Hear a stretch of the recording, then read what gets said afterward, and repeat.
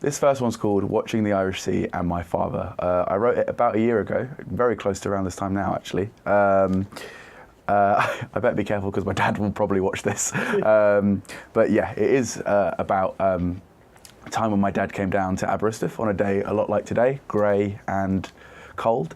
I saw him walking along the sea. My dad occasionally has a slight limp. Again, I know he's probably watching this, so, but he has a slight limp, and it just very interested in the way that kind of sons see fathers and those sort of masculine relationships, and it was quite a profound moment for me in terms of that sort of shift. Seeing my dad in that way was not something that I was kind of used to, perhaps. So I wrote a poem about that. I hope you enjoy.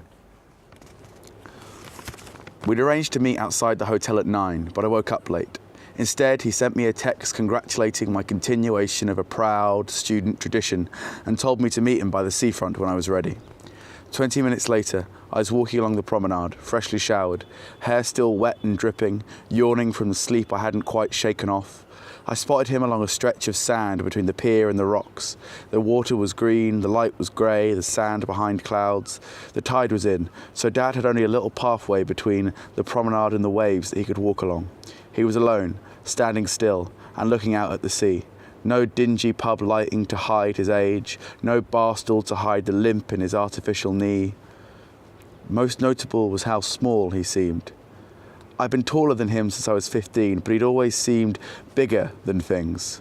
When he talked about Sunday football, I imagined him giant-like, staring down at the pitch from the sky, casting a 90-minute-long shadow over the game. But there was his fragile frame. In front of it, the vast ocean. It looked, to me, as though the waves were about to form into a foamy mouth, open up wide and swallow my father whole, leave the spot where he was standing empty except for a puddle of dissipating foam that marked the act. I imagined him as Cantra Gwelold, lost for the ages, a myth to impress tourists. But a father is not a city, just as he is not an ocean. People would forget him, and the sea would go on.